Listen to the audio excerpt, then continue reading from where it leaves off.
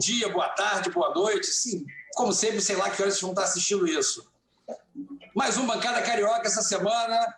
Hoje é dia 7 de agosto de 2020, esse ano que não começou e sei lá quando é que ele acaba. Essa semana a gente está gravando aqui na sexta-feira, na véspera do Dia dos Pais, né? Antevéspera do Dia dos Pais, e a gente estava discutindo sobre o que falaríamos essa semana. E a conclusão é o seguinte, a gente chegou à conclusão de que o Brasil tem algum problema de paternidade, ou melhor, tem algum problema com seus pais, ou com essa relação paterna, né? Afinal de contas, nós somos um país que tem o pai dos pobres, versão 1 e 2, nós somos um país em que o time de futebol é uma família, comandada por um técnico que é um pai, né? Que trata seus jogadores como filhos, apesar deles ganharem milhões de reais, né? Por ano. Ao mesmo tempo, a paternidade para o brasileiro é um problema, né? A gente é um país que tem 5,5 milhões de brasileiros sem os pais da certidão de nascimento. Temos quase 12 milhões de famílias que são formadas só por mães, o que para o vice-presidente é um problema. Para mim, não. Acho que a maioria de nós passou por isso, enfim. Então, o nosso tema dessa semana é um pouco essa relação entre paternalismo, paternidade ou ausência de paternidade, né? A gente tem um problema de superego no Brasil e misturando um pouco isso e falando sobre muitas outras coisas que têm acontecido nas últimas semanas, que eu estou aqui. O time titular do Bancada Carioca, Fernando Mendonça, Rafael Sorrentino, Ricardo Leite Lopes e eu, Rico Villaroca, que apesar de Rico Villaroca, estou com o nome de Renato Villaroca aqui, porque o meu irmão usou o Zoom e está com o nome dele. Então não estranhe, Renato Villaroca é meu irmão. É isso. Uma boa tarde a todos. Tudo bom, Fernando? Tranquilo? Tranquilão, ótimo. Vai comemorar o Dia dos Pais com distanciamento, sem distanciamento? Como é que vai ser? Não. Vou lá visitar o Fernando Pai. Vou estar lá junto com ele. Tem que dar um alô no coroa, né? Com cuidado, né? Com o isolamento necessário, mas não dá para abandonar. Rafael Sorrentino, tudo bom, querido? Saudações Rico / Renato, saudações Fernando, Ricardo, nossos ouvintes. Rafael Sorrentino, que está fazendo ao mesmo tempo que vai comemorar o seu Dia dos Pais com seu pai, vai comemorar como pai pela primeira vez, estou errado? Sou debutante desse ano, é a primeira. Ano passado eu meio que comemorei como pai, com o bebê ainda na barriga. Na verdade, eu acho que já tinha um tempinho que a gente sabia, mas foi no Dia das Mães que a gente ficou sabendo pouco tempo antes, assim. Mas o Dia dos Pais já teve um gosto especial no ano passado, mas o desse ano, claro, né? Agora com a presença de César, né? O pequeno César. Vai ser mais legal ainda. Com o distanciamento, né? Não vai ser aquilo que a gente sempre espera, né? De juntar a família, fazer um churrasco, fazer um almoço grandão, mas vai ser divertido. Tem um colorido especial, realmente, quando você é pai, ainda mais nesse iniciozinho. Claro. O Ricardo Leite Lopes, teu pai eu sei que acho que não mora no Rio, né, Ricardo? O meu pai, nós vamos manter o distanciamento que sempre rolou, então não tem nada de novo. São 1.350 quilômetros de distância, é um distanciamento bem razoável. Teu pai está onde, em Brasília? Ele também tem idade, então também eu não, mesmo que estivesse perto, eu não veria pessoalmente, mas está tudo bem. Meu pai mora em Goiânia. Quase. Você falou 1.300 e pouco, eu falei, isso deve ser tipo Brasília, Goiás, alguma coisa assim. Ricardo, seu pai é fã do sertanejo universitário e tal, porque deve ouvir bastante lá, né? Odeia. Tá no lugar errado, então, né? Meu pai é um punk. Ele é punk. Ele é punk. Antes disso, o meu pai é um precursor de várias coisas. É uma figura estranhíssima. A gente discute muito, mas ele é um punk. Então, na verdade, ele foi para Goiânia para se esconder e não ter que falar com mais ninguém no mundo. Mas tem essas coisas, tem vizinho, tem não sei o quê, tem sertanejo, universitário, tem essas coisas todas. Teu pai é casado, Ricardo? É casado e mora lá com um monte de bicho, uns carros velhos, essas coisas de... Bom, o meu pai mora aqui no Rio, vou ter que dar um alô para ele à distância, porque ele me deu um susto durante essa quarentena, ele resolveu ter um infarto no meio da pandemia de Covid. Um infarto leve, deu tudo certo, enfim, nada de grave. Fez lá, acho que um cateterismo, algo assim, correu tudo bem. Mas, pô, eu nem consegui visitar ele no hospital, porque fiquei um pouco nesse dilema, né? Se visitava ele, se não visitava, no meio da pandemia. E aí a minha madrasta super deu um suporte lá, agradeço, um beijo para a Beth, deu um super suporte lá e falou, não, tá mais ou menos sob controle, tudo certo, seu pai tá bem e tal. E aí eu acabei nem indo ao hospital. Então amanhã ou domingo vou dar uma ligada para ele, dar um beijo nele. Meu pai é uma figuraça também, cara. Porra. Conheço meu pai. Então, um abraço, já que tá todo mundo falando dos pais, mandando um abraço pro seu Jorge. Inclusive, estou aqui na casa dele, apesar dele não estar aqui. Eu invadi aqui para poder ter um novo estúdio. Tá reparando então, isso. Casa do seu Jorge no cenário do Bancada Carioca. Olha que fim de linha, coitado. Tem um relógio aqui, quem estiver vendo no YouTube. Eu tô vendo um relógio retrô, cuco. Um relógio hiper retrô, um cuco lá em cima. Não, nada retrô, é da época do pai, pô. Essa época de juventude. Essa paredinha com um emassado texturado tem aqui em casa também, anos 50 ali, 60, tá tipo... Por aí. Bom, vou começar a puxar o nosso assunto, que vai... Hoje acho que é um daqueles dias que a gente vai... eu ia falar divergir, mas não é a palavra. A gente vai puxar esse assunto para vários outros assuntos correlacionados com essa coisa de paternidade, paternalismo e tal. Então, eu vou começar com você, Rafinha. Começa a falar sobre a paternidade. Assim, eu acabei de dar esse dado no início aqui, que é, como eu te falei, a gente tem 5,5 milhões de pessoas que nem o nome tem na certidão, né? Fora as que tem porque a justiça obrigou, ou porque eventualmente o cara teve um mínimo de consciência e colocou, mas que é só isso, tipo, nunca mais apareceu, enfim. Então, quer dizer, a gente tem especialistas que dizem que isso é praticamente uma epidemia. A gente tem uma epidemia de não paternidade, de ausência de pai, né? O que deve gerar, Freud diria que isso deve gerar um problema de superego grave numa população do tamanho da nossa. Mas, enfim, fala aí sobre isso um pouco. Rico, eu não... para os nossos ouvintes saberem, eu tive uma experiência que, infelizmente, não durou tanto tempo assim, durou uns 6 meses, por aí, na vara da infância, na primeira vara da infância daqui do Rio de Janeiro, e foi uma experiência bem legal.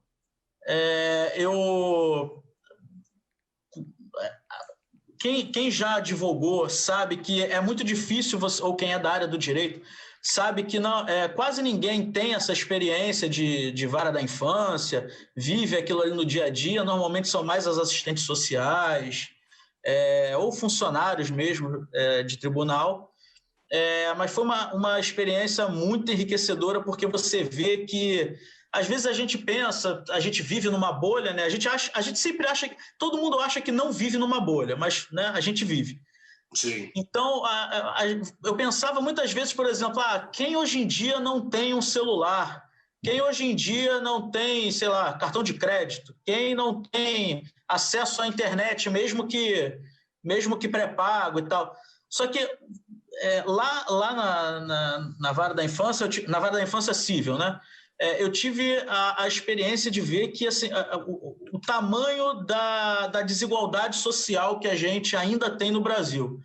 Nos últimos anos, a gente deu uma melhorada ali no iniciozinho no governo FHC, que o país saiu um pouco do atoleiro. Depois, no governo Lula, a situação do país deu uma melhorada boa. Depois, aí no governo Dilma começou a cair de novo, mas de qualquer forma é indiscutível que a gente vive, principalmente os mais pobres, vivem uma situação financeira muito melhor do que há 30 anos atrás, 40 anos atrás. É só a gente lembrar que a gente não vê mais aquelas reportagens que a gente via na nossa infância de seca no Nordeste, de inanição de crianças, analfabetismo, a gente praticamente não vê mais. São problemas que foram quase que erradicados. E aí você vê que assim, a nossa desigualdade social gera problemas profundos e que é muito comum pessoas que não têm o básico do básico, não têm acesso a conhecimento nenhum. E essa questão dos pais, ou da falta de pais, né, é aquele tipo de chaga que é muito, muito mais forte, apesar de não ser exclusivo, nas classes mais baixas. Quanto mais baixa a classe social, maior esse problema de pais que não assumem os filhos, né? não entram lá na certidão de nascimento, pais que assumem os filhos, mas, como você falou, Rico, só colocam um nome lá, não tem participação nenhuma, seja financeira, seja sentimental, seja nada, presença mesmo. E, infelizmente, isso é muito, muito comum, muito mais comum do que a nossa bolha deixa a gente enxergar.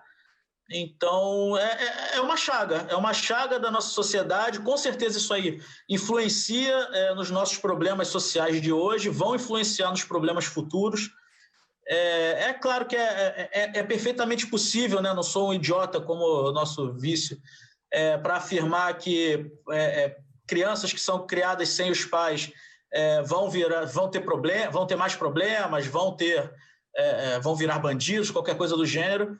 Mas é claro que é melhor você ter, pelo menos, né, um contato, um suporte financeiro e emocional do seu pai e da sua mãe. Porque o da mãe é algo mais normal. Mesmo quem é muito pobre, normalmente as mães são mais presentes, mais...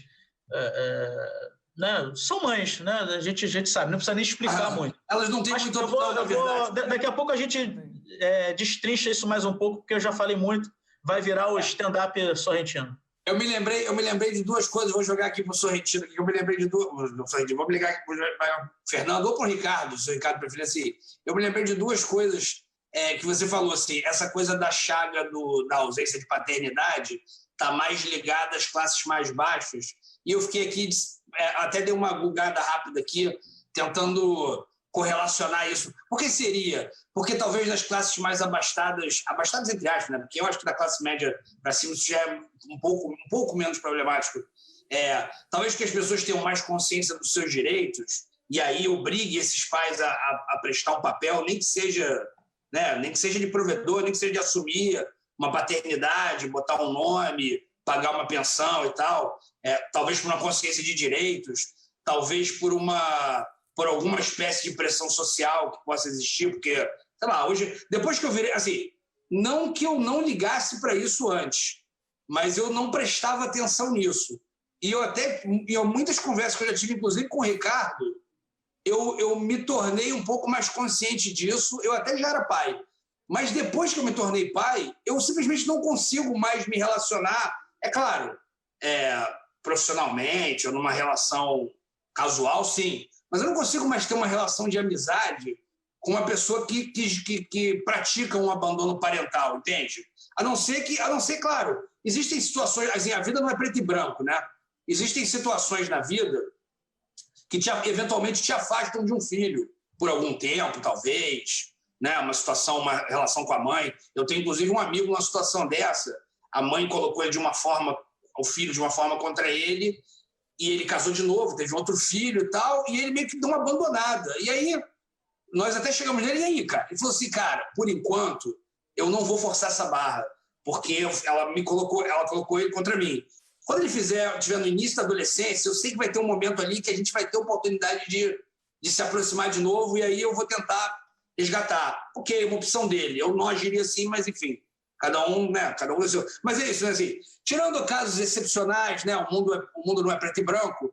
Eu não consigo mais me relacionar de verdade, numa amizade, com uma pessoa que eu sei que pratica um abandono parental deliberado, assim, sabe? Um irresponsável, né? E aí talvez essa pressão social em classes um pouco acima da classe mais baixa faça com que a pessoa tenha que se posicionar. Enfim, isso foi uma coisa. Ele falou da Dilma também, lembrei do Dilmãe. A gente até brincou disso quando estava no Esquenta, né? Já vamos falar disso.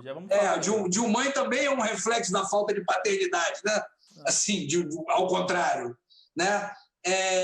Enfim, joguei essa bola para o alto, né? Por que essa questão da ausência dos pais é mais grave nas classes mais baixas do que nas mais altas? Vai, Ricardo. Bom, eu acho que especialmente por causa de grana, né? Também é muito difícil, né? Às vezes você tem uma dificuldade financeira real, e que você não consegue atender. Então, isso acontece. Agora, eu não sei, eu nem sei como é que é esse dado, porque também tem que ver o quanto que isso é verdadeiro na nossa proporção também. As classes mais baixas. Bom, quem são as classes mais baixas? Eu também não sei. Tem abandono em classe alta também, só que acaba sendo mais difícil porque a reação, no meu entender, é mais forte. E não é a reação... Você viu o dono da Calói, Ricardo? Você viu o dono da Calói? Você viu a história do filho do dono? Tem uma história complicada ali. Complicadíssima, né, cara? Nossa! E a reação da pessoa com maior poder aquisitivo, ela entra no judiciário de uma outra maneira, é uma outra porta que ela pega para conseguir valer os direitos do filho. Então, é muito mais difícil. Lembrei de mais um. E se você também... Por exemplo, sonegar... Oi? Como era o nome do nosso vice-presidente lá do Lula? José Alencar, né? José Alencar. Alencar também. Não, todo mundo. Eu não quero nem falar, porque é uma injustiça, às vezes, você pegar um e deixar o outro de fora. E tem muita gente, não é? Eu até lembrei de dois aqui que já morreram. Então, assim, tipo, enfim, não vai ser cancelado, né? A vida já cancelou. Assim, mas assim, eu acho que essa questão nas classes mais ricas é um abandono mais emocional, porque o financeiro, a justiça acaba resolvendo o problema, né? Não sei, hoje em dia resolve. Hoje em dia, essa questão assim, até uns 20 anos atrás, que a gente era uma sociedade mais machista ainda e mais complicada, até a parte financeira era mais difícil. Hoje em dia, eu vejo avanços claros, principalmente juridicamente falando, né, que é onde o problema financeiro acaba sendo resolvido no judiciário, né? Só que, assim, o problema emocional, apesar do judiciário vir tentando, com aquelas condenações em danos morais por abandono afetivo, etc., há um início, mas, assim, de verdade não dá para suprir o problema do abandono afetivo de um dos genitores. Então, esse é um problema até muito mais grave para resolver. Pelo menos o problema do acesso, do apoio financeiro com as pensões alimentícias é muito mais fácil, claro, da classe média e classe alta acessarem, mas mesmo a classe baixa ainda consegue ter. A Defensoria Pública, ao menos aqui no Rio de Janeiro, presta um bom serviço nesse sentido, na área de família. Então, só que é aquilo, né? A desigualdade social, ela é uma chaga tão forte na sociedade que ela afeta tudo, inclusive as relações familiares. Então, sempre é muito mais difícil para o miserável, para o alijado, porque tem menos educação. É engraçado que você fala de valores, entendeu? Que às vezes, o que você vai fazer? Você condena o cara a pagar pensão, tudo bem. Mas qual é o salário dele? Ele ganha R$1.000. Ele vai pagar pensão de quanto, meu amigo? R$200? R$200 qualquer um sabe que não... É claro que quem recebe faz diferença, quem paga e ganha pouco também faz diferença, mas assim, a gente sabe que não dá para resolver problema de ninguém com R$200. E aí não tem solução também, não estou fazendo nenhuma proposta, é uma coisa que acontece. Então, não tem muita solução. Agora, essa parte também do abandono afetivo, essa não tem muito jeito também. Aí a gente esbarra no seguinte: às vezes o cara está lá, é pai, está presente, está dentro de casa, mas ele está abandonando afetivamente dentro de casa. Como que consegue? Aí você tem que perguntar a um pai nesse estilo aí. Eu não conheço. Não vamos esquecer que, se você for olhar os dados sobre abuso sexual infantil, um percentual bastante alto é praticado dentro de casa, né? E desse percentual, eu não vou dizer alto, porque tem lá os seus tios, padrastos, vizinhos e tal, mas, assim, existe um percentual considerável de pais nessa história, né? O que é muito pior do que o cara não estar lá. Ele estar lá praticando abuso sexual ao filho, né? Enfim. Eu já conversei muito sobre isso. Existem pessoas, e nesse caso específico pais, que fazem muito mais bem com a sua ausência, né? Tem muitos casos de conhecidos meus que a pessoa para pensar assim, que teve um pai ausente e tal, e pensa assim, com base nesse pai aí, eu acho que se fosse presente ia ser muito pior. Então, não é um mérito, mas é uma realidade muitas vezes. Assim. Olha, o que eu já vi em Campo Grande, pai arrebentar a vida de filho, nossa, é direto. Eu me lembrei, sabe o que eu me lembrei? Eu lembrei do inverso. O cara, para arrebentar a vida do filho, basta ele fazer o filho colocar um assessor lá no lugar do trabalho dele, e isso dividindo o salário, né? Às vezes o filho amigo mas aprendeu com o pai. Mas bota esse assessor para ficar mandando um monte de cheque para a esposa, né? Tem esses problemas. Sim, acaba.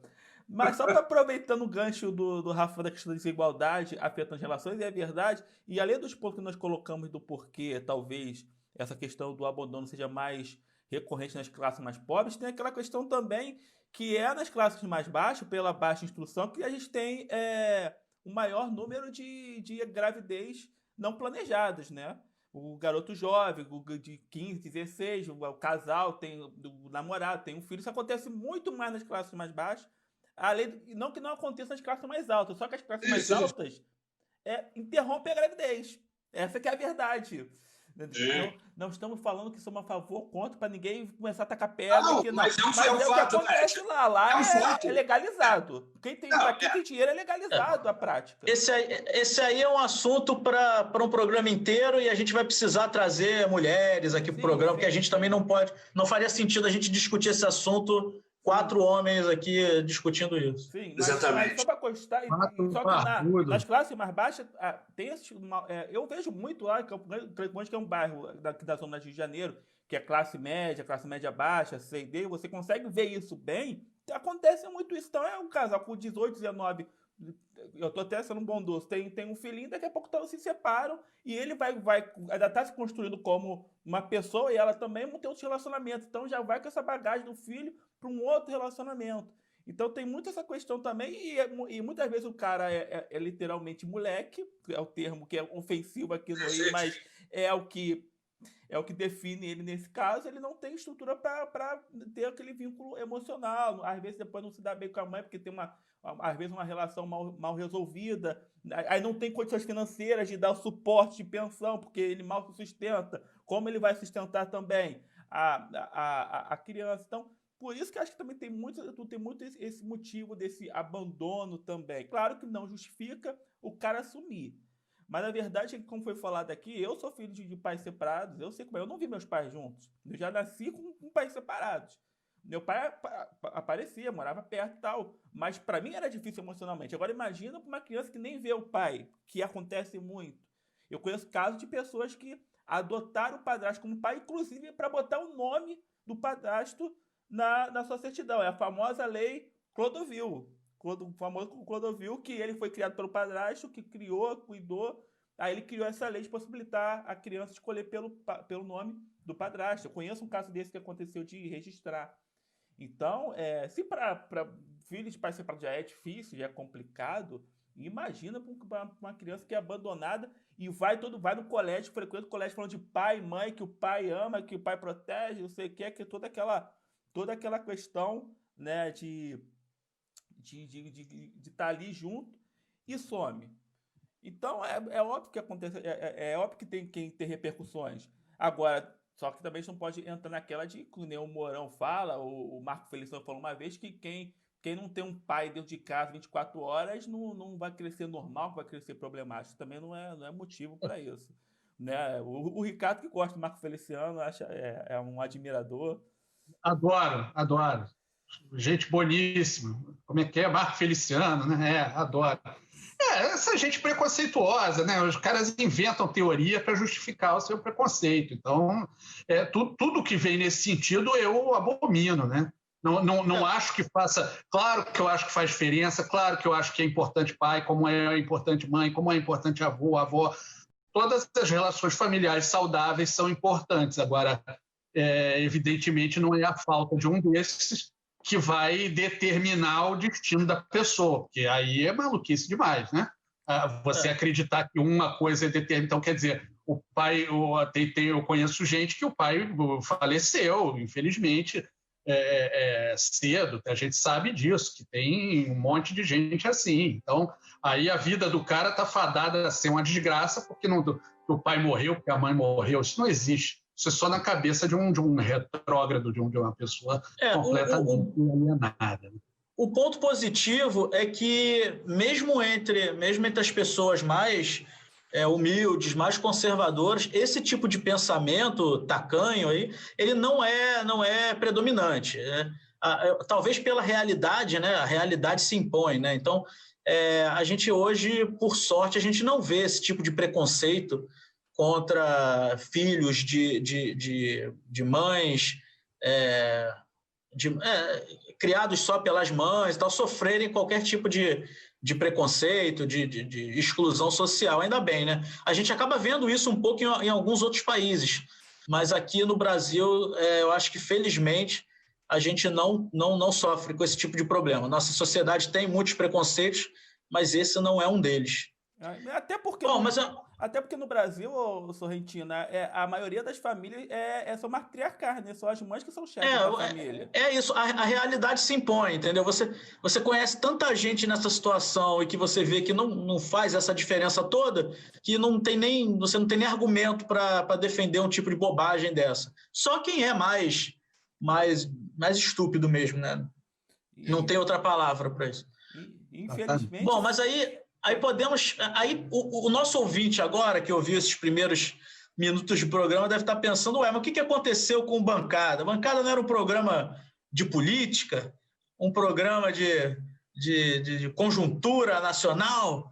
Também somos. Não somos só isso, mas também somos. Então, vou jogar para o Fernando agora, para ele falar sobre o patriarcado político, como é que é a expressão? Até perdi agora. O paternalismo. O paternalismo político e de políticos. Né? Nós temos políticos, até históricos, grandes políticos na história do Brasil, que, se você for analisar, você pode perfeitamente colocá-los como governantes paternalistas. Então, vamos trazer aí, Fernando, quais são os efeitos assim, do paternalismo na política e nos políticos?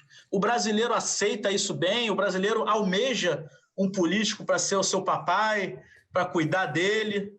Nossa, mas é interessante porque o Brasil tem essa cultura do paternalismo político. Né?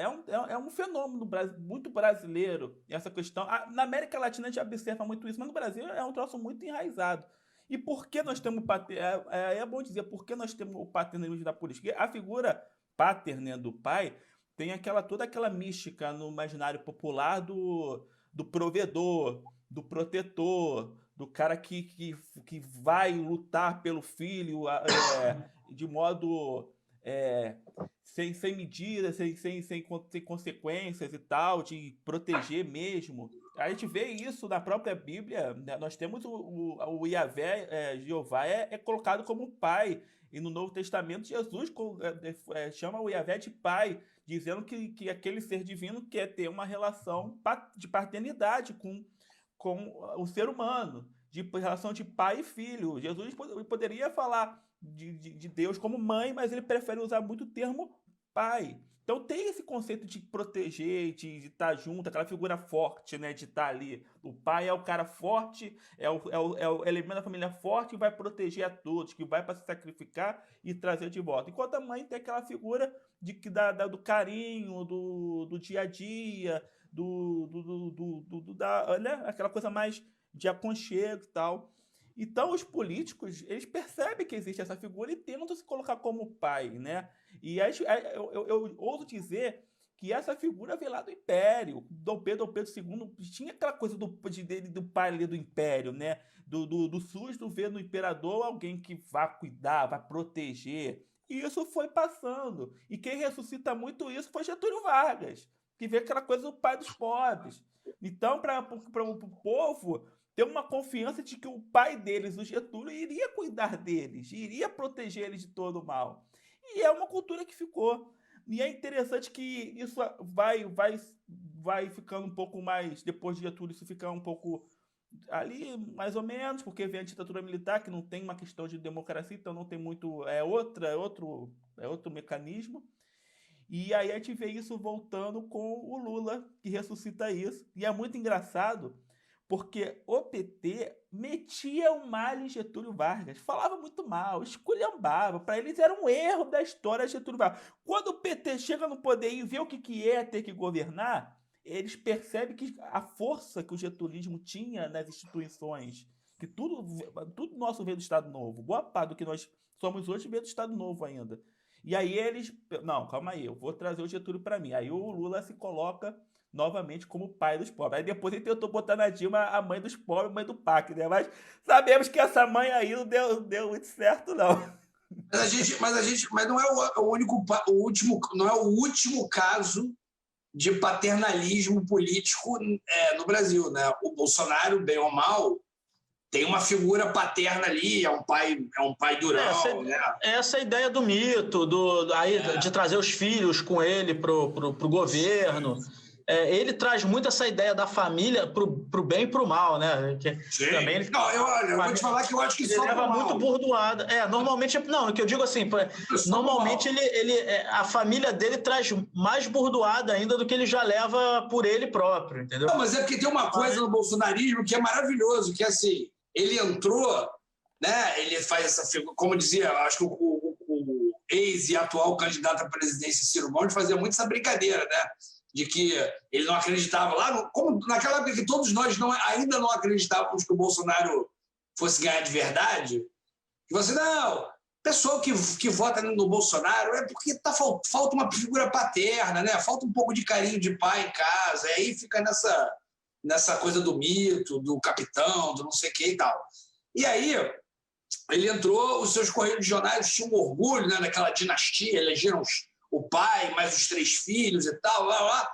Quando o negócio começou a sujar, né, um filho se sujou, o outro também, aí assim, não, eu votei no pai, não votei no filho. Como se o filho não fosse um reflexo dos pais, de alguma maneira, entendeu? Tudo bem, você pode até ter um pai santo e um filho muito FDP, mas, convenhamos, a possibilidade é pequena, né? Até a genética demonstrou isso. Principalmente quando são próximos, né?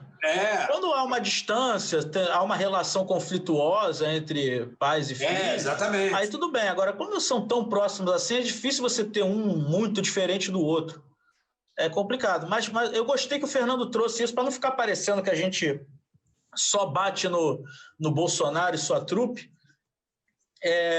Não é algo específico dessa nova direita, ou dos novos conservadores. A esquerda veio muito forte com isso em relação ao Lula. Se você jogar no Google as principais peças publicitárias das campanhas eleitorais do Lula, principalmente as que ele ganhou, né, do primeiro e depois do segundo turno, há muito aquela coisa do salvador da pátria, aquela coisa messiânica também, do pai dos pobres. O pai dos pobres é a melhor imagem, né? Que aí ele depois tentou colocar também, né, da Dilma, né, da mãe do PAC na Dilma, que deu certo, deu certo, né, porque ela ganhou 2 eleições, mas que no final das contas não sustentou. A imagem não conseguiu se sustentar, até porque também muito por inabilidade da Dilma, né? Mas aí é assunto para um outro programa. Mas essa invenção patriarcal na política não é nova, né? Isso vem lá de Roma, né? Isso aí você vai encontrar essa figura paterna, enfim, por causa de uma sociedade que é patriarcal, é masculina, você vai encontrar isso várias vezes na tradição latina, na tradição romana. Então, assim, todos os ditadores que nós tivemos na América Latina tinham uma coisa paternal, tinham um laço paternal de vou resolver, vou definir. Você pega lá o sebastianismo lá em Portugal também, era isso. A Rússia, você vai ter o patriarca. O stalinismo também. Sim, aí já não é tão romano, mas é também. Você vai sempre. Não disse romano, disse paternal também. Não, calma aí. A Rússia, é porque a gente. Isso é engraçado, a gente não faz muito essa ligação, né? A gente normalmente não liga essa influência latina, né? A Rússia, até, né, porque, né, é um país ortodoxo, é um país outra alfabeto cirílico, né? Outra linhagem, né? Só que assim, a influência do Império Romano, do imaginário do Império Romano na Rússia até hoje é fortíssimo. Existem várias peças publicitárias do Putin, por exemplo, que é o líder desde sei lá quando na Rússia, já há vários anos já, dele como um imperador romano, com aquela roupinha do imperador romano, aquela florzinha. Verdade. O czar é César em russo, é um título da Rússia. A Rússia defendeu por muito tempo, principalmente antes da Segunda Guerra Mundial, que era a Terceira Roma. Né? Teve a Primeira Roma, que é a Roma, né, da Itália, teve a Roma do Império Bizantino. E a Rússia, por muito tempo, principalmente na época dos czares, defendia que era o Terceiro Império, que era a Terceira Roma. Então, a gente tem uma relação fortíssima aí, que quem estuda isso pode explicar até melhor do que eu. Gostaria de estudar mais esse assunto, mas há uma relação forte aí, até hoje. Não sei se é aquela crítica... Não sei se vocês viram a Arca Russa. Não vi.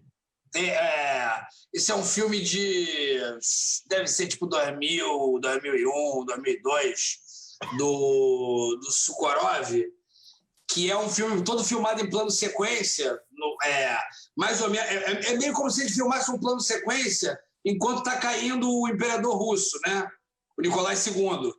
E ele vai falando com a câmera, e as pessoas vão falando com a câmera, passando as pessoas, aquela coisa meio... É gravado dentro de um museu, e ele conta a história da Rússia ao longo desse plano de sequência, né? Das situações falando. E tem uma coisa que ele fala desse filme que eu nunca me esqueci, que ele fala que os russos, até a Revolução, eles sempre imitaram a Europa. Ele falou assim, nós russos, nós somos os melhores do mundo em imitar. A nossa corte é igual à corte francesa, nossas roupas, nossos figurinos, nossa comida, nossos hábitos, né? Eram todos copiados da nobreza europeia, né? Talvez na corte do czar, dos czares, né? Não só do Nicolau II, mas dos anteriores, a língua era o francês. O russo era a língua da população dos pobres. A elite russa falava francês até 1917, que aí deu um pouco ruim lá. Mas um pouquinho. Morreu um pessoalzinho. Voltando ao paternalismo, né? Voltando. Isso só acontece, quer dizer, você para conseguir, enfim, montar o império, e no final das contas é tudo isso que querem mesmo, né? Todo mundo quer ser o imperador, os caras querem mandar, né? Então, assim, você só consegue se você tiver essa combinação do pai forte. Isso não faz diferença se for o Stalin, se for o outro maluco lá, o Mussolini, pouco importa. Tem que botar essa figura patriarcal, esse cara que é o pai que vai resolver o problema, porque só o pai que resolve. E aí a gente cai numa outra questão, que é o seguinte, até quando o povo vai ser a criança, o filho? Porque só existe essa figura porque você aceita isso, você topa esse cara, entendeu? Esse é o cara que vai resolver o problema. E no nosso caso aqui no Brasil, o presidente tem muito essa força, vamos dizer, mitológica, né? Sempre teve, né? O presidencialismo tem esse quê de paternalismo mesmo. Tanto é que quando teve um plebiscito, que eu não lembro bem, mas os mais velhos da bancada lembram melhor de decidir entre império, presidente e parlamentarismo, o presidencialismo ganhou de lavada e muito por causa do Brizola, né? Que o Brizola eu votei em parlamentarismo, mas me fudi, ninguém me deu muita atenção. Mas eu lembro que parece que o parlamentarismo começou meio forte, mas o Brizola fez campanha e virou o jogo, né? Cara, eu não sei qual a impressão que o Ricardo tem. Foi um dos meus primeiros votos da vida, assim, então eu li lá o que eu achava e tal, falei, acho que o parlamentarismo é uma coisa um pouco mais moderna, né? eu nem achei o que eu acho hoje. Por exemplo, hoje eu acho que o parlamentarismo seria melhor porque o Congresso é multifacetado, né? E é bem ou mal, pelo que temos visto nos últimos anos, quem mantém ou quem derruba presidentes. Então, talvez fosse melhor que fosse parlamentarismo, porque a gente trocaria com mais facilidade, sendo menos traumático. Mas eu nem achava isso na época, não. Eu só dei uma lida, falei, me parece melhor e tal. Mas eu me lembro que quando o presidencialismo, quando começaram a comparar para as pessoas, né, para as pessoas comuns, eu tive a impressão de que ninguém entendia o parlamentarismo, entendeu? Mas como assim? Ninguém manda? Não tem presidente? Não, tem um primeiro-ministro, ele manda. Não, mas não é o presidente. Não é, porque não tem presidente. Quer dizer, tem presidente, mas não... Enfim, isso foi muito confuso na cabeça das pessoas, entendeu? Não sei nós temos forte aquela figura, pelo histórico do país, né? De rei, tudo é rei, né? Rei do futebol, rei da música, ninguém fala, não, o Pelé é o presidente do futebol, é sempre o rei. Só que o general, a gente adora um general. Roberto Carlos. A gente adora um general também. Tem que ter um cara aí, forte quando para veio... comandar. Então, mas é a mesma figura, só muda o nome.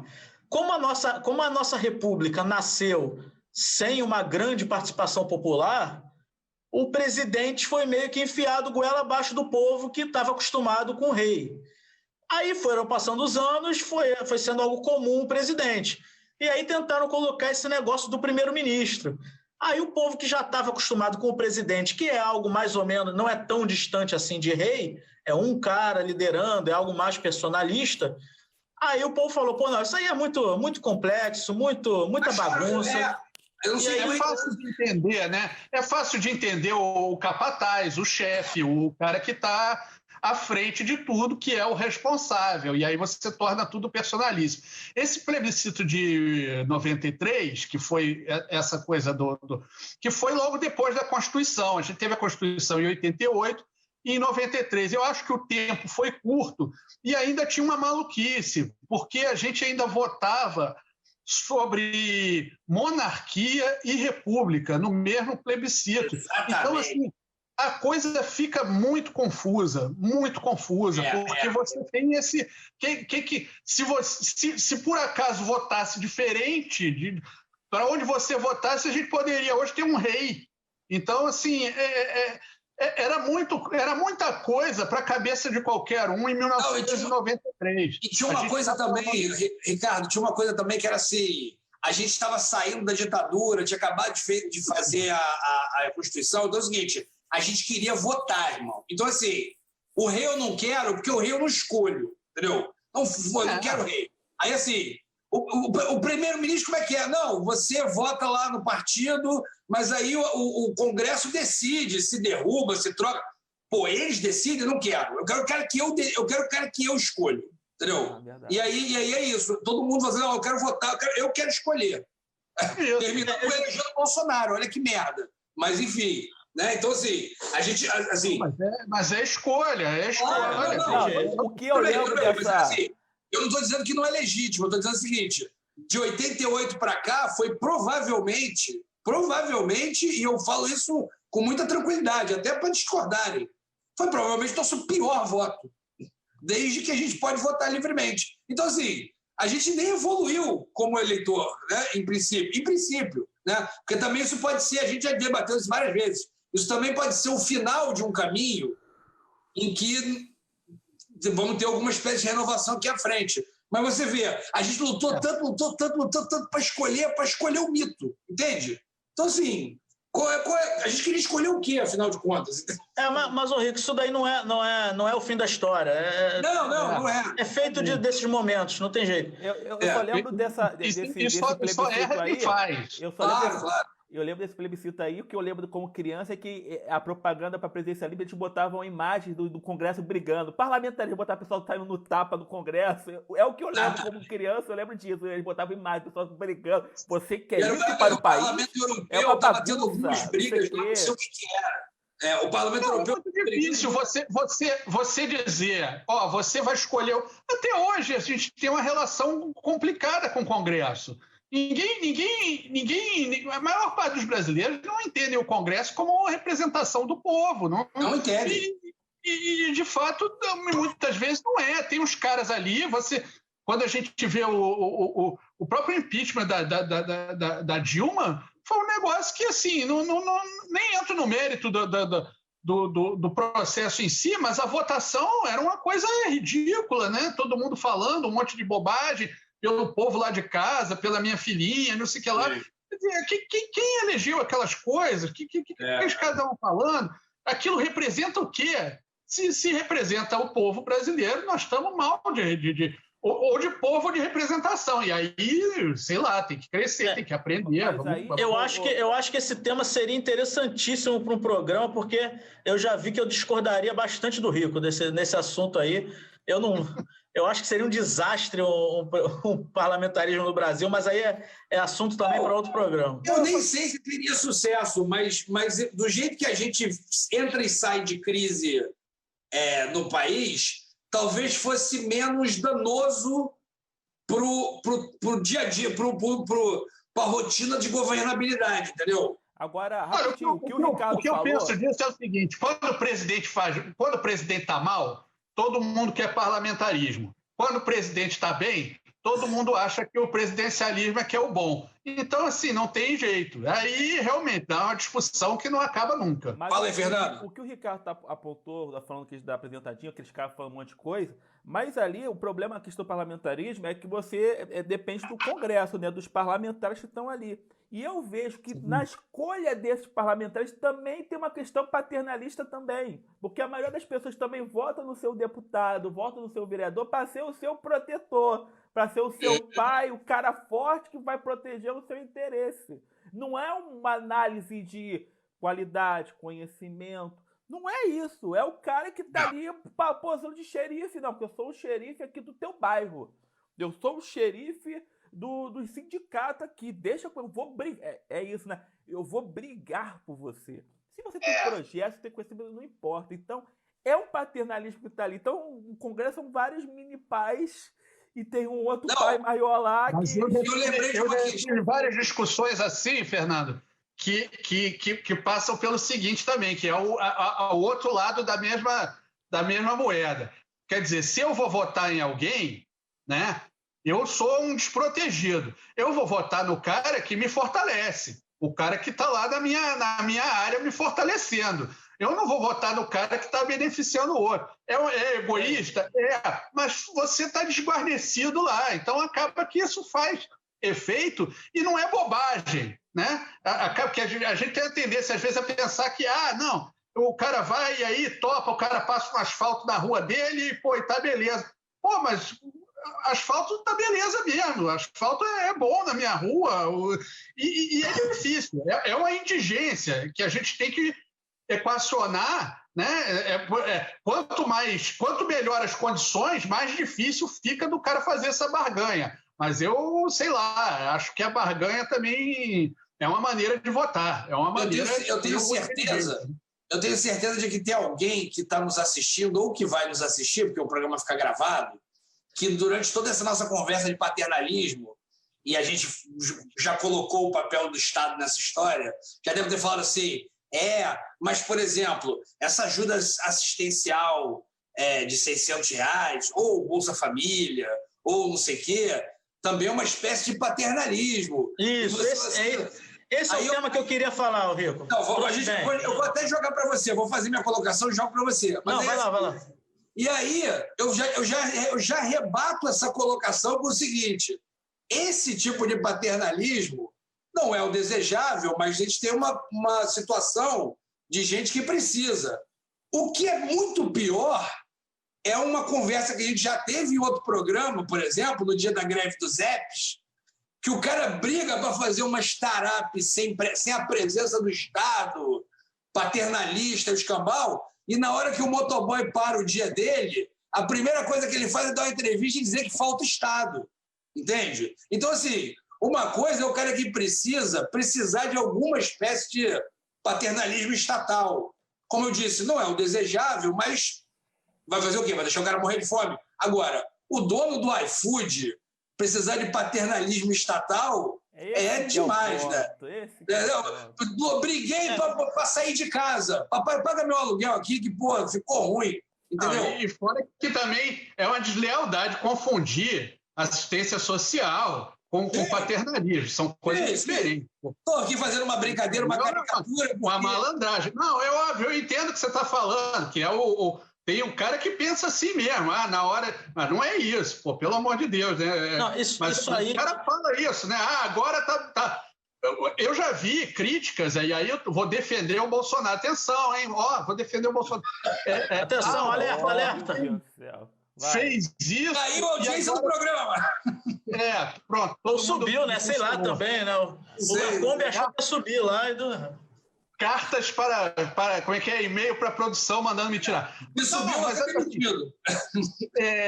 O cara fez o negócio que tinha que fazer. Não foi ele que fez, a gente sabe. Tem toda aquela questão do Congresso, era R$200. Não vou nem entrar nisso. Mas assim, ele está faturando em cima disso. Bom, é do jogo. Não tem como, porque veio do governo federal. O governo federal é centralizado na figura lá do Bolsonaro e ele vai capitalizar isso de algum jeito. E ele até, eu acho que ele faz isso mal. Péssimo. Ele é péssimo ao aproveitar isso. Ele toda vez que abre a boca para falar disso, ele abre a boca para dizer que vai cancelar. Então, assim, exato. Ele nem se aproveitando direito disso, ele está.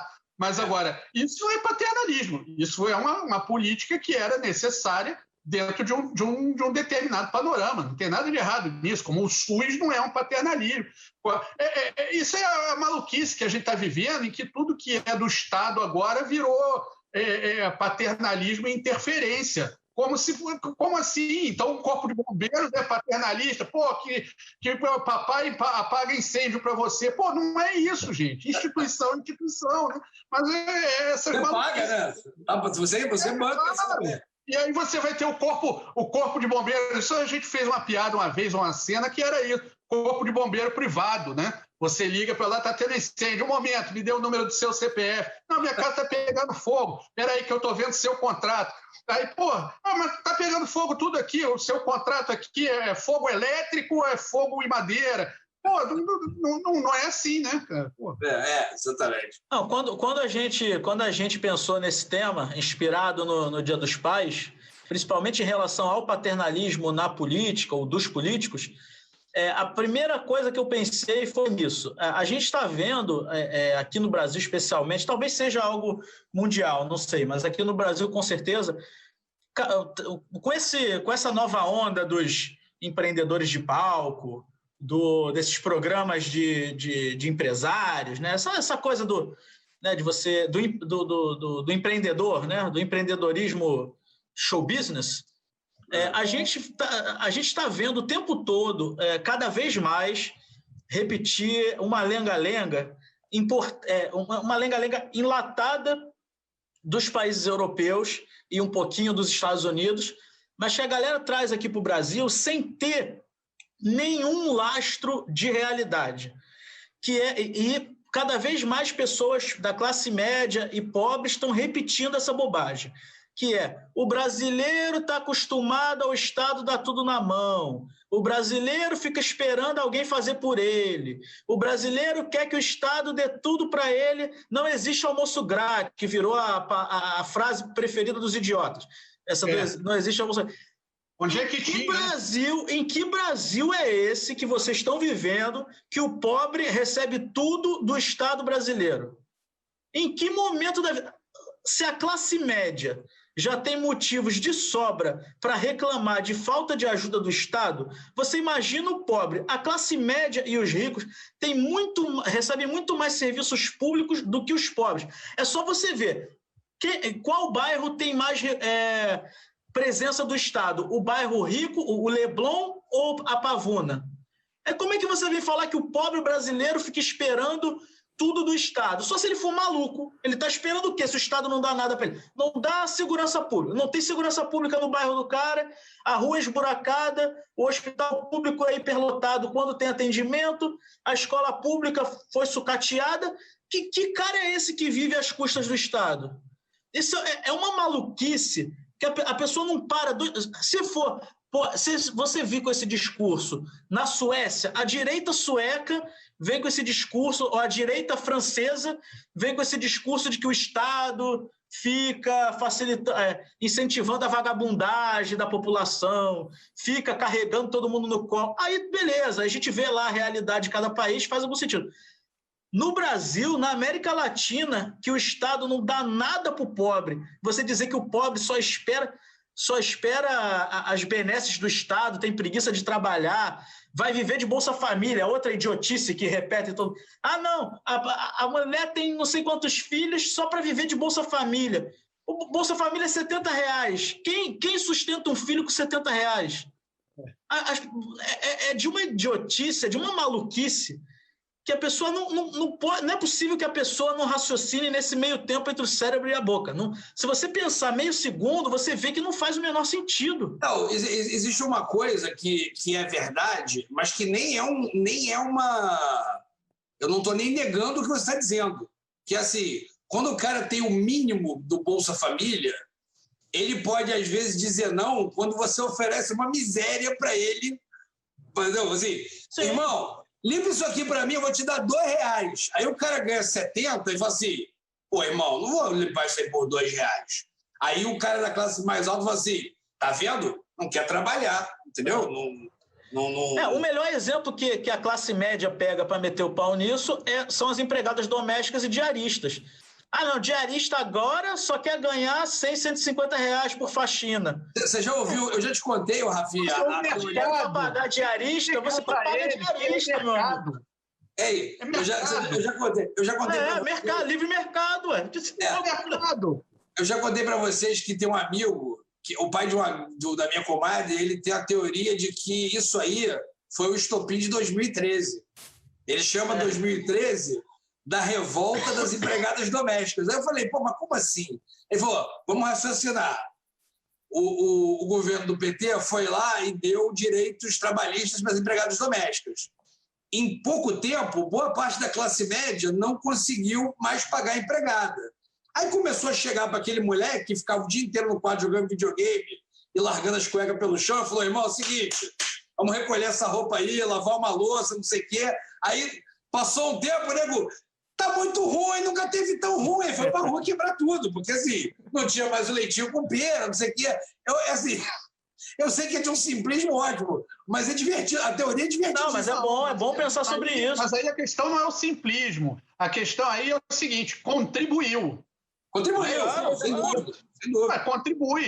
Contribui. É a famosa plaquinha. Não à toa o nosso querido.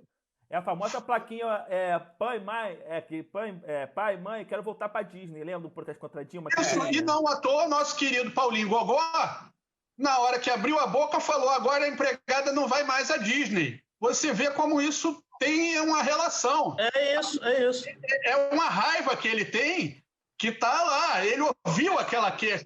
Minha empregada está indo, agora vai para a Disney, agora não vai mais para a Disney. É aquela mesma raiva de... É aquela mesma raiva de ver o pobre pegando avião, é a raiva de ver o pobre na universidade pública.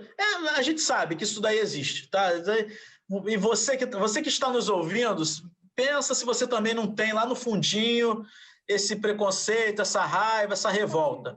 Eu fico tranquilo em dizer que eu não tenho, mas muita gente tem. Eu entendeu? acho que o Brasil, então, pela palavra de vocês... Peraí, tá muito... Peraí. Vai, Fernando, primeiro. Pela palavra, então, de vocês, o Brasil é um grande adolescente revoltado que tem problema com o pai. Quando o pai dá tudo, tem que dar. E quando ele deixa de dar alguma coisa, o adolescente fica revoltado. Não, mas isso aí, a classe média, tu está falando, né? É, a classe média. Mas é o rancor. Você sabe que a minha teoria toda é baseada no rancor. Quando você começa... o que a gente tem hoje é o resultado do rancor. Tudo foi acontecendo, você vê o pessoal ganhando direitos e uma classe que não está nem entre os milionários, porque eles acham que são, mas não são. Eles são lascados, né? Eu me considero na classe, a minha classe é lascada, não tem no IBGE, lascado. Então, esse cara lascado é o cara que não tem jeito. Se ele compra um carro, ele tem que pagar um seguro, e aí o seguro custa caro, e aí ele fica lá na pressão. Que nem aquele casal lá que xingou o agente lá municipal que estava puxando o bar. Uma semana depois estavam lá, vamos entregar o apartamento, porque o cara vive do salário e para o mês que vem, ele não tem reserva. Rico é aquele cara que tem reserva, para ele tanto faz, parou 1 ano, parou 2 anos, não faz mal, tem dinheiro para... Não acaba o dinheiro do rico, não acaba. Gente, se ele gastar. Agora, se você parar de trabalhar e começar a ter menos renda, você não é rico. Isso, exatamente. Boa definição. Exatamente. A única pessoa que, se parar de trabalhar e fica fudido e continua sendo rico, sou eu, e é só pelo nome. Assim... Você rapidamente... É o rico fudido. É o único rico fudido. O rico é o belo, né? É o belo do... Mas só para concluir. Enfim, aí esse rancor todo de que esses caras estão recebendo faculdade, estão recebendo escola, estão recebendo isso, estão recebendo aquilo, eu estou pagando, porque a carga tributária é alta, e não estou recebendo nada. E ele não vê que ele está recebendo sim, mas ele não vê isso. Ele não vê que quando ele desconta o imposto de renda, que ele abate o plano de saúde, aquilo ele está recebendo. Aquilo é um plano de saúde que o governo está subsidiando para ele. Mas aí ele não quer saber. Ele quer saber que ele não consegue fechar a conta no fim do mês e, ele está com raiva. Quem é que produziu essa raiva? Foi o filho do Lula lá, andando de Ferrari dourada lá no Bahrein. Até essa implicância com o filho do Lula está na nossa relação de paternidade. A gente odeia o filhinho mimado. Todo mundo aqui odeia o filhinho mimado. Só para ficar claro. O 02, o filho do... É nossa, te odiar o filhinho mimado. Só para ficar claro aqui para os nossos ouvintes, a gente não está falando que, assim, que o PT acabou com a pobreza no Brasil antes que comecem a acusar a gente de qualquer coisa. Na verdade, esse aumento de renda média do brasileiro, né, principalmente das classes mais baixas, o PT teve pontos positivos, mas isso foi uma conjuntura internacional favorável também. Tá? Então, assim, tanto que com a Dilma não deu para manter. Entendeu? Então, vamos também, não é que o Lula tirou isso da cartola, né? Só que, claro, mesmo com todo esse cenário favorável, talvez não chegasse aos mais pobres. Foi um mérito ter feito chegar um pouco aos mais pobres, mas chegou muito mais aos mais ricos, tá? Só para a gente lembrar, os bancos batendo recorde de lucro todo ano. A minha avó já morreu, mas ela estava viva no governo Lula. E ela não gostava do Lula, né? Por conta do tempo todo, aquelas campanhas de sapo barbudo, não sei o quê, ela não gostava muito do Lula. Mas ela falava uma coisa engraçadíssima. Ela falava assim, tem que votar no Lula. Aí eu disse, mas por quê? Você nem gosta dele? Não, mas ele tem uma coisa ótima. Ele tem sorte. Aí, como é que é? Não, ele tem sorte. O sujeito tem sorte. Ele achou petróleo, ele achou não sei o quê, ele tem sorte. Então, tem que votar no cara que tem sorte. Não adianta votar no cara azarado. O maravilhoso é que, se você parar para pensar, na mentalidade da sua avó, toda a cadeia de presidentes de, sei lá, de Getúlio para cá, foi tudo um imenso azar, né? Foi um azar atrás do outro. Não, aí é o seguinte, quando funcionava e ela não gostava do cara, foi sorte. Quando funcionava e ela gostava do cara, foi competência. Né? E quando dava errado, era incompetência também, se ela não gostasse do cara, ou azar. Se ela gostar, por acaso ela gostava, pronto, azar. Não, mas a sua avó representa bastante gente, cara. Porque, vamos supor, tem muita gente que sente falta, é viúva do regime militar. Essa galera sempre lembra da época do milagre econômico, lá do início do regime militar, final da década de 60, início da década de 70, que foi o voo da galinha.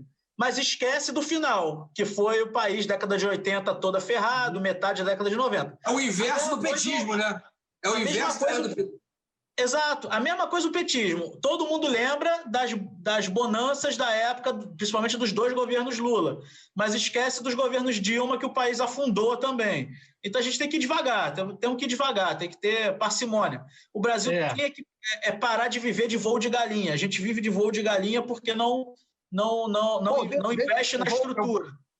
Eu vou defender minha avó aqui, ela detestava todos. Não, é das minhas, então, é das minhas. Fernando Henrique, então, ela tinha ânsia de vômito, coitada. O cara aparecia, ela veio ele. Era coisa... Olha, se o problema dela fosse só o Lula, não é o caso, ela, no mínimo, ela arrumou uma desculpa muito original para votar no Lula. Assim, tem sorte. É uma boa razão, assim. Porque, por exemplo, se o Bolsonaro fizer um governo excelente do mês que vem até 2022, mesmo assim, acho que eu não votaria nele, porque eu acho ele burro. Eu acho ele... Burro, assim, não falando do burro de somar 2 mais 2. É politicamente burro, grau Dilma, entende? Assim, tipo, irmão, todos os líderes mundiais conseguiram sair dessa pandemia em ascensão. Tudo bem, ele agora está começando a recuperar um pouco, mas ele conseguiu criar uma confusão, parceiro. Por nada. A gente... E virou um páreo internacional de graça, não tinha necessidade nenhuma. Ele não tem sorte. Ele compra uma casa e aí se muda miliciano com um negócio para perto dele, entendeu? Ele não pode ser um bom governante. Um bom governante é dizer minha avó tem que ter sorte. Ele não tem sorte. Não, ele grava uma mensagem. Ele grava uma mensagem dizendo que a reforma da Previdência é um absurdo, não sei o que, aí ele vira presidente e faz a mesma reforma. Ele diz... Quantos presidentes do Brasil tiveram um avião, Força Aérea número 1, com cocaína dentro? Isso é um azar danado, pô. O cara é um azarado, isso aí não pode. Isso aí eu acho que foi mais pro azar também mesmo, de verdade. Mas eu tô falando. Isso aí realmente foi um azar danado. Então, olha só. Enquanto não está provado, para mim tudo é azar. Então, eu vou falar o seguinte. Eu acho que eu vou ser uma mãe para os nossos ouvintes e vou encerrar o nosso... A gente só teve um assunto hoje, foi essa questão de paternidade, paternalismo. Mas a gente foi por vários vieses, então foi bom. Acho que eu acho até que rendeu. Estou pensando em já chamar o Dicas. A gente gasta mais um tempo no Dicas, enfim. Beleza. Show, não, calma aí, temos um novo quadro agora, que provisoriamente... É verdade. Provisoriamente são os abraços da bancada. A gente vai pensar no nome melhor para ele. Não, deixa eu fazer uma colocação aqui. Já vou avisando logo. Ele provavelmente vai nos ouvir em algum momento. Ives, se ferrou, vai ter que fazer outra vinheta, porque inventar outro quadro. E de graça, coitado. Vai fazer de graça. O abraços da bancada. Vocês exploram muito, vocês são os anarcocapitalistas. Essa galera, ô Ricardo, essa galera que fica querendo escolher viver de arte, acha que ainda tem que ganhar dinheiro. Não é? Vai vender sua arte na praia. Grande Pierini. Vai, Rafael. Abraço da bancada. Então, o Rico já mandou um abraço para o Ives Pierini, então. Mandar um abraço para o nosso ouvinte, um dos nossos primeiros ouvintes regulares, o Felipe, lá do Tribunal de Justiça. Um abraço para você, Felipe, está sempre nos ouvindo. Um grande fã de Rico Villaroca. Ele já me elogiou por coisas que Rico Villaroca falou. Aí eu falei que foi... Nossa, essa fala aí não foi minha. Então... a gente tem um amigo que já fez o inverso comigo, a gente falei, né? Você falou. Um abraço aí, Luiz Felipe. Eu não sei se você não tem nada melhor para ouvir ou se tu anda lavando muita louça, mas, obrigado pela audiência aí, um prazer, continue com a gente. Para mim é que nem pai. Se elogiar qualquer um, tá valendo, não importa, não tem problema. Eu sou mais velho aqui mesmo, então pronto. Então tá todo mundo feliz. Um abraço para o Tabela que me ouve. Vou mandar pro Breno Pacheco, que virou fã do Rafael, do Sorrentino, e está sempre escutando e divulgando, comentando comentários sobre o bancada, fazendo análises técnicas, eu fico só recebendo. Gente, isso aí é muito importante, assim, quem ouve o programa e tal, é importante curtir lá os vídeos no YouTube, principalmente, seguir nas redes sociais, e pode comentar que a gente responde. E também mandar um abraço para o Marcelo Calazans também, que sempre está escutando, está divulgando nosso blog. Tá sempre Grande Marcelo. Tá sempre lá, né, nos ajudando. Fez a melhor coisa a pessoa mais inteligente que eu conheço nos últimos tempos. Já pegou, meteu o pé do Rio de Janeiro, foi pro Ceará, não foi? Desculpe. Maceió. Já foi pro interior de Maceió, passar a pandemia lá, tranquilão. A gente vai resgatar ele de volta, ele tá ferrado. Ele sabe disso.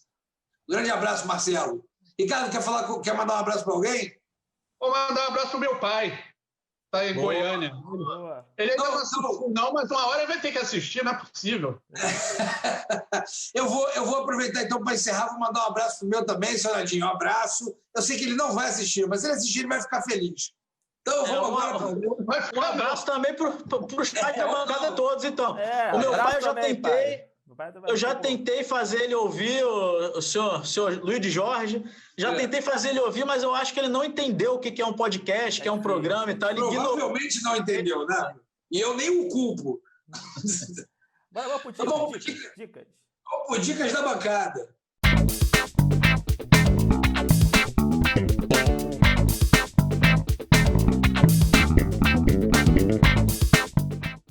Ó, eu só precisei dar uma puxada aqui no IMDb, só para me lembrar do nome do diretor e tudo, para dar o elogio, para dar dicas da bancada. Passar a faca direitinho, né? Exatamente, passar o serviço aí tudo direito. Como a gente está falando aqui de Dia dos Pais, né, o nosso tema foi paternidade, isso aqui, eu queria indicar um filme, se não me engano, acho que ele foi Oscar de melhor filme estrangeiro em 97. O nome dele é Caráter, do Mike Van Dien. É um filme holandês sobre um rapaz pobre que ele descobre que ele é um filho ilegítimo de um juiz, e aí ele passa a vida inteira tentando subir na vida, e o pai dele, que é um juiz, que é o grande juiz lá da cidade, persegue ele impiedosamente o filme inteiro. Não vou contar mais nada, porque é daqueles filmes que, se contar, estraga. Mike Van Dien, nesse filme tem uma coisa muito interessante. Aí é só uma pequena curiosidade pessoal. Em algum momento em que aparece pai escrito em holandês, é que eu me dei conta. Sabe como é que é pai em holandês? Vader. Então, Darth Vader nada mais é do que o pai negro. Pai do sombrio, o pai sombrio. Não sabia dessa, não. Eu só me lembro de estar assim, vendo o filme, quando apareceu assim, alguém escreveu pai, escreveu Vader. Eu falei, rapaz, eu nunca tinha me tocado disso. Se Luke tivesse se tocado disso, aquela cena do segundo filme que ele conta, eu sou seu pai, eu já sei. Se ele falasse holandês, já estava tudo resolvido de cara. Duas conclusões. Luke não falava holandês, né? E segundo, quando passou na Holanda, já foi um spoiler do cão. Todo mundo já, porra. Na Holanda não teve graça. E sabe o que é o melhor? Você imagina ele dublado em holandês, ele falando I am your Vader. Não, eu sei que você é o Vader. Tô sabendo. Tô sabendo disso. Mas é isso. Lord Vader é pai. Lord pai, né? Bom, posso dar minha dica?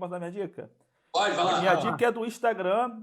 São duas contas que eu tenho que falar em conjunto. A primeira conta é o Litera Negra, que é uma conta que ele faz cards divulgando literatura escrita por escritores negros. É muito maneiro, é muito rico. Aí é uma coisa bem feita, uma ilustração bem legal. Aí tem uns trechos que eles colocam divulgando autores negros. É muito interessante. E tem que falar de um outro perfil, porque esse outro perfil, eu não sei se é o mesmo dono. Toma aí, repete o outro, o primeiro. Litera Negra. Tem vários. Litera tem vários. Esse é o Negra, mas tem vários. Litera social, litera feminista, tem vários. Esse é o Litera Negra. É muito bem feito. Divulga livros de autores negros. E eu tenho que falar de um outro perfil, do Leandro _Assis _Ilustra. Eu não sei se ele é o dono dos dois perfis. Só que o Leandro, ele faz ilustrações, ele falando trecho desses livros ou fazendo quadrinhos, porque no Instagram você pode ir passando as fotos, né? Pode ter 9 fotos. Tem vezes que ele faz... Eu não lembro se eu já falei isso no Bancada ou se foi no Bancada que nunca vai ao ar. Mas não, acho que não falou isso no Bancada, não. Aí, do Leandro Assis Ilustra, além dele fazer ilustrações falando os trechos desses livros, ele faz histórias em quadrinhos, mas histórias muito realistas, do tipo, bota um quadrinho de uma família classe rica conversando sobre o Covid e a empregada trabalhando. Aí essa família toda com máscara, e a empregada lá. Aí depois bota um close da empregada pegando ônibus para ir para casa, voltar. Aí bota um quadrinho dessa família com uma festa, empregada trabalhando. Aí bota um quadrinho dessa mãe, dessa empregada, já em casa tossindo. Aí bota um quadrinho de todo mundo da família dessa empregada ficando doente. Aí dele nos hospitais. Aí bota um quadrinho dessa família rica falando que é absurdo, a empregada não veio trabalhar. Ele anda publicando na Piauí já, né? Legal. Não, é muito sinistro. Eu acho que é sensacional o que ele faz. Eu ainda não vi ninguém fazendo nada parecido. Não sei se vai aparecer aqui, estão vendo, ó. Aqui é o Leandro Assis e aqui até ele divulga o Liteira Negra. Então são dois perfis no Instagram, muito interessante. Esse do Leandro Assis, então, a história do quadrinho te faz pensar muito. É muito bom. É Leandro, _ Assis, _ Ilustra. O Liteira Negra, esse do Ilustra é muito legal mesmo. Sim. Tá entrando agora aqui, eu tô vendo aqui. Bom, a minha dica é a seguinte. Eu tenho uma dica para dar. Não é cultural. Também não é sapólio. A minha dica é mantenha o dinheiro no FGTS. Agora, depois da queda de juros do Copom, ficou mais difícil ainda você pegar o dinheiro. A não ser que você precise do dinheiro. Aí não tem jeito. Aí você precisa. Pô. Perdeu o emprego, pega o dinheiro, né, cara? Mas, assim, deixa o dinheiro lá. Está rendendo mais do que qualquer aplicação de renda fixa. Ou então você vai tirar de lá e você vai aplicar por sua conta, vai botar na bolsa, vai botar em alguma coisa aí e vai perder. Então, para você não perder, deixa lá no FGTS, que tá melhor do que qualquer aplicação que você vai conseguir. Estou considerando que você também não seja rico. Se você é rico, não precisa não está preocupado com nada disso, seu problema não é. Se você é rico, está nem assistindo a gente. Esse é o nosso primeiro patrocínio da Caixa Econômica Federal. Está patrocinando a dica do Ricardo. Graça. Vai. Muito bom. Vai, Rafa. Bom. Foi, Ricardo? Bom, a minha dica da bancada é uma série documental da própria Netflix. Eu achava até eu tinha achado até que era da BBC, mas não, é do próprio Netflix. É a série Nosso Planeta, desses documentários de vida selvagem, fauna, flora, etc. Só que, assim, eu sou um fã desse tipo de programa, eu sempre vejo, mas, né, vamos combinar que eles não são tão diferentes entre si. Mas esse, eu achei ele muito diferente pelas imagens, pelo que eles captaram. Eles captaram geleiras se derretendo, tem imagens muito impressionantes de morsas circundando o local onde eles estavam. Eles estavam numa cabana, do dia para a noite, milhões de morsas estavam na ilha, no entorno da cabana deles. E melhor ainda do que os episódios são os extras. Se você tiver com preguiça, vê só os extras, deve ser uns 10 minutinhos cada um. O making-off, né, da gravação. Os making-offs são impressionantes. Por exemplo, essa situação das morsas está em um dos making-offs. Então, vale muito a pena. Nosso Planeta da Netflix. Você joga lá, você acha fácil. As imagens são impressionantes. Esse é bom. Esse é aquele bom para ver com o César. Principalmente de noite, que o narrador tem aquela voz meio monotemática. assim. Então tá explicado o sucesso na casa do Rafael. Não, mas vou te falar. Mas é muito... adoro. Eu sou suspeito. É muito boa, sério. Eu adoro essa série. Pode ver. Ó, essa aí, já que tu tá nessa hora, depois procura aquele Planeta Terra também, tem o 1 e o 2. Sei qual é. Eu vi um episódio ou outro, mas vou terminar. É isso também, os caras filmam de um jeito, assim, meu irmão, o cara é um cameraman monstro, como é que ele chegou perto do bicho desse jeito? Isso eu adoro. Eu nunca tinha visto making-off desse tipo de série de vida animal, assim. Essa, como tem lá uns videozinhos do making-off, é impressionante que os caras têm que passar para pegar aquelas imagens ali que você está vendo, que às vezes duram 10 segundos na versão final, mas o cara tem que se enfiar num pântano até a cintura. É muito interessante. Podem ver, Nosso Planeta. Ó, eu vou até dar uma diquinha rápida, Plus, antes de encerrar aqui, que você lembrou disso. Também no Dica mesmo extra. jeito. Dica extra. Tem um no Netflix que é alguma coisa tipo Terra à Noite. É isso, Terra à Noite. Eu tô vendo isso. Legal isso. Cara, aquela câmera é impressionante, né? Tipo, tá filmando de noite, de repente o cara liga a night shot dele, lá sabe qual é o nome daquele diabo, o negócio fica dia colorido. Você, meu irmão, que Me lente. lembra muito o filme do Avatar, quando tem aquelas cenas à noite, assim, é um troço meio bizarro. Isso aí eu vou te falar, há muito tempo, mesmo eu que sou também um fã desses documentários de animal, há muito tempo que eu não vi um negócio que quando o cara ligou a câmera a primeira vez ali na série, eu fiz assim, que isso, cara?